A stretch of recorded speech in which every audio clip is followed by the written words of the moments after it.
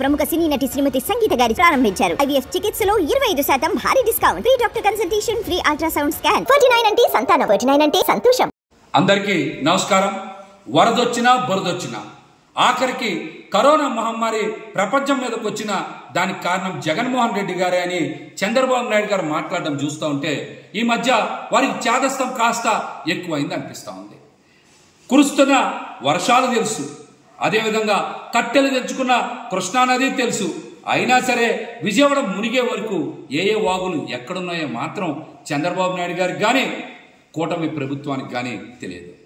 వరదకి ముందు చేయాల్సిన హెచ్చరికలు చేయక, ముంపు ముంచుకొచ్చాక, ప్రజలు నేట మునిగాక వారికి సరైనటువంటి పునరావాసం కానీ, ఆహారం కానీ, మంచినీరు కానీ, సౌకర్యాలు కానీ కల్పించలేదని, అందుకే విజయవాడ నగర ప్రజలకి చిర్రెత్తిందని తెలుసుకొని వారిని శాంతిపరచడానికి ఏదో రకంగా ప్రజల్ని మభ్యపెట్టడానికి చంద్రబాబు నాయుడు గారు విజయవాడ రోడ్ల మీద ముంచెత్తిన నీళ్లలో బోట్ల మీద తిరుగుతూ ఉన్నారు. అసలు ఆ బోట్లు రోడ్ల మీదకి రాకుండా ఆపలేకపోయినటువంటి తన చేతకానితనాన్ని కప్పిపుచ్చుకోవడానికి ఈ రోజున బోటు రాజకీయానికి తెరలేపారు. బోటు రాజకీయానికి తెరలేపారు. మీరు ఎన్ని కథలు చెప్పినా, మీ సొంత మీడియాను వాడుకొని ఎన్ని ఎలివేషన్స్ ఇచ్చినా ప్రజలకు సరిగ్గా ఆహారం అందించలేకపోయారు, ప్రజలకు అండగా నిలబడలేకపోయారు. ప్రజలకి కోపం తగ్గలేదని మీకు అర్థమైపోయింది. అందుకనే ప్రజల్ని పక్కదారి పట్టించడానికి గొల్లపూడి బోట్లు వైసీపీ వాళ్ళయే అంటూ కొత్త కుట్రకి తెరలేపారు. ప్రకాశం బ్యారేజ్కి 70 గేట్లుంటే 5 బోట్లు 10 లక్షలకి పైగా క్యూసెక్ల వరదని ఆపగలవా? 10 లక్షలకి పైగా క్యూసెక్ల వరద నీటిని, వరద ప్రవాహాన్ని 5 బోట్లు ఆపగలవా?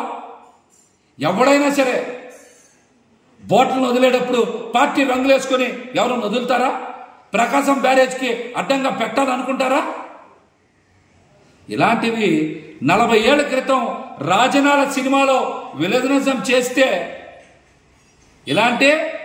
ఇలాంటి ఎప్పుడో 40 ఏళ్ల కిందట రాజనాల సినిమాల్లో విలనిజం చేస్తే విజయవాడ నగర ప్రజలు అర్థం చేసుకోలేరా?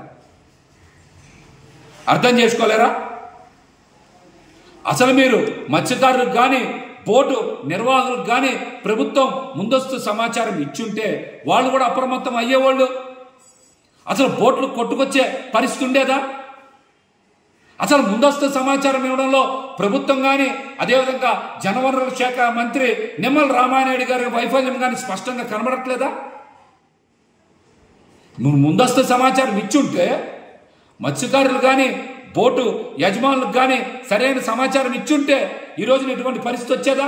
బోట్లు కొట్టుకొచ్చాయా? బుడమేరు వాగుని, దానికి వస్తున్న ఇన్ఫ్లోని ముందుగా అంచనా వేస్తే ఈరోజు విజయవాడ నగరంలో లక్షలాది మంది జీవితాలు ఛిద్రమయ్యాయా? చెప్పండి, ఛిద్రమయ్యాయా? గొడుగు పట్టుకొని రామానాయుడు గారు బుడమేరు కట్ట దగ్గర ఈ రోజున రీల్స్ చేసుకునే పరిస్థితి వచ్చేదా? చెప్పండి. బుడమేరు వాగుని, దానికి వస్తున్న ఇంట్లోని ముందే అంచనా వేస్తే ఈ రోజున విజయవాడ నగర ప్రజల జీవితాలు చిత్రమయ్యాయా? ఏదో గంటలు పూడుస్తున్నట్టు రామానాయుడు గారే ఏదో జేసీబీలు నడుపుతున్నట్టు, టిప్పర్లు నడుపుతున్నట్టు 3 రోజులు అక్కడే ఉండి గంటలు పూడ్చాడంట ఆయన. ఏం చేశారు? తట్టెత్తారా, పొట్టెత్తారా మీరు? అక్కడ నుంచొని ఏం చేశారు మీరు? చక్కగా రీల్స్ చేసుకున్నారు రామానాయుడు గారు. ఆ రీల్స్ బయటకు వదులుతున్నారు. ఇది పరిస్థితి. క్రైసిస్ మేనేజ్మెంట్లో నన్ను మించిన వారు లేరని చంద్రబాబు నాయుడు గారు మీడియా ముందు ఓదరగొడతా ఉంటారు. అసలు బుడమేరు క్రైసిస్ కారణమే మీరు కదా. విజయవాడ నగరంలో కొన్ని లక్షల మంది ఈ రోజున ఇలా తీవ్ర అవస్థలు పడటానికి కారణం మీరు కదా. వేల కోట్ల రూపాయలు విజయవాడ నగర ప్రజలు నష్టపోవడం కారణం మీరు కదా. ఇవన్నిటినీ పక్కదారి పట్టించాలి. ప్రజల్ని ఏదో రకంగా డైవర్ట్ చేయాలి. వరదలో బురద, ముంపులో మురికి రాజకీయం చేయడానికి తెలుగుదేశం పార్టీ ఎమ్మెల్యేలు, మంత్రులు నానా తాపత్రయం పడతా ఉన్నారు. మీరు ఎన్ని అబద్ధ ప్రచారాలు చేసినా విజయవాడ నగర ప్రజల దృష్టిలో చంద్రబాబు నాయుడు గారు కూటమి ప్రభుత్వం ఎప్పుడు ద్రోహులే. ఈ ముప్పు కారణం మీ ముందు చూపు లేకపోవడమే. ఇవన్నీ ప్రజలకు తెలుసు. అయినా సరే ఇంకా ఏదో కుట్రకోణం. బోట్లు వదిలింది వైసీపీ వాళ్ళే అని చెప్పి ఈ రోజున కోమటి రామ్మోహన్ గారిని, ఉషాద్రి అనేటువంటి ఇద్దరు వ్యక్తుల్ని వన్ టౌన్ పోలీస్ స్టేషన్లో విచారణ చేస్తూ ఇది వైసీపీ వాళ్ళే చెప్పమని చెప్తున్నారంట. కోమటి రామ్మోహన్ గారు బోట్లు అమ్మేసి ఎప్పుడో 4-5 కిందట అమ్మేశారు. ఉషాద్రి గారు అనేటువంటి వ్యక్తికి ఏ రాజకీయ పార్టీతో సంబంధం లేదు. అయినా సరే వాళ్ళ మీద ఒత్తిడి తీసుకొచ్చి వేధింపులకు గురి చేస్తూ ఉన్నారు.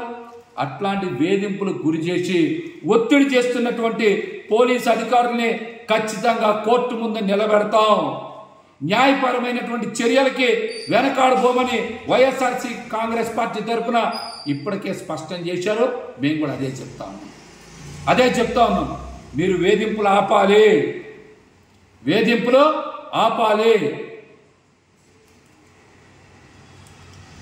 ఆపకపోతే ఖచ్చితంగా న్యాయపరమైనటువంటి చర్యలకి వైఎస్ఆర్ కాంగ్రెస్ పార్టీ ఎక్కడ వెనకాడబోదని కూడా ఈ సందర్భంగా స్పష్టం చేస్తున్నాం.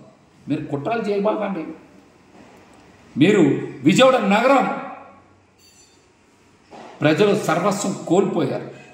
విజయవాడ నగర ప్రజల్ని ఆదుకోవాల్సిన చంద్రబాబు నాయుడు గారు ఇలాంటి దిగజారుడు రాజకీయాలకి స్వస్తి పలకాలని కూడా మేమైతే తెలియజేస్తాము.